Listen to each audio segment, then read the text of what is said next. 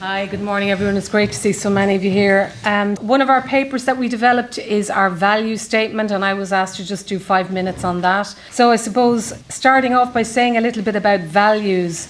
At the personal level, I suppose values could be considered as those kind of high-level ideals that we all hold dearly, that motivate us in terms of shaping our lives in a particular way. And our own personal values get expressed in our beliefs, in our attitudes, and they motivate our actions, our choices. Similarly, at the group level, whether it's an organisation or a network, shared values constitute the building blocks of organisational culture.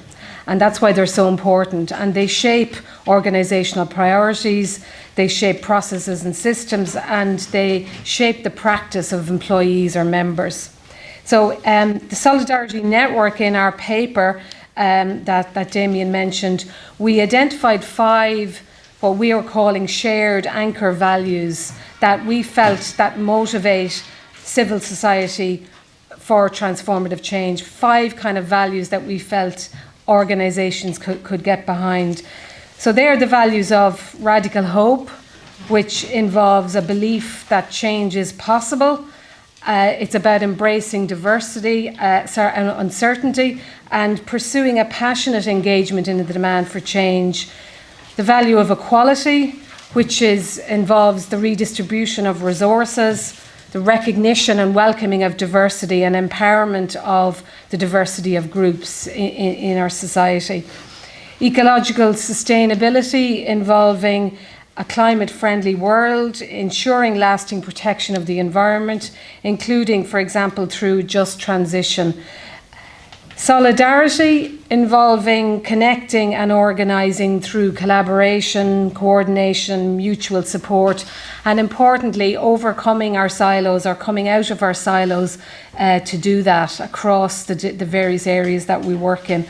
And lastly, the value of community, which involves communal, collective, inclusive and cooperative perspectives and engagement, and acknowledging interdependence and shared concerns.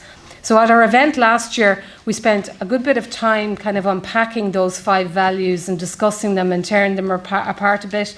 And from that, we developed this value statement that you have in front of you. So the value statement sets out a definition for each value and then establishes their implications. So their implications, firstly, for the change that we seek as organisations through a statement of priority, and their implications for the way that we seek to work in pursuing that change in a statement of process. So these 2 statements for each value, if you like, provide a sort of a benchmark for reviewing and deliberating on the alignment of our organisations with these values. So as well as serving as a guide for movement building for transformative change, the value statement we feel could usefully serve as a tool for internal reflection in your organisations. For example, to explore your own core organisational values and their alignment with this value statement or not, and discussions around that. I think at organisational level, our reflection is very much often limited to a focus on what we're doing and whether we're doing it well.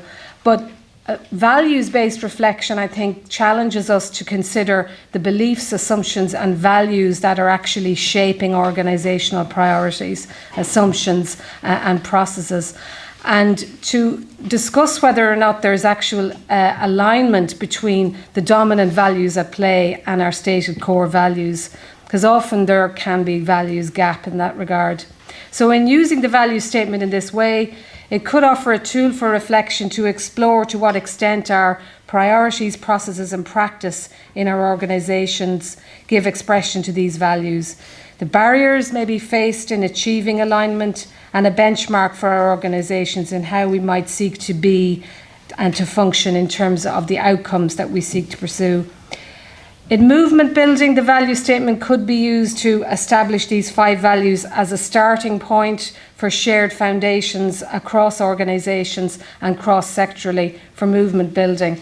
It could be further used in providing a vision, offering a touchstone for the activity of such movement, a sort of North Star, if you like, as to what we're about as civil society in terms of a movement for change. The values statement has been developed, I suppose, in a context that is challenging for civil society and our work for equality and ecological sustainability. You could argue that now more than ever, civil society for transformative, progressive change is challenged to abandon our various sectoral silos and adopt more intersectoral approaches and unite under a common set of shared values that underpin our broad and common goals. And then lastly, just to finish, to say that movements for transformative change are in a way about the art of time travel.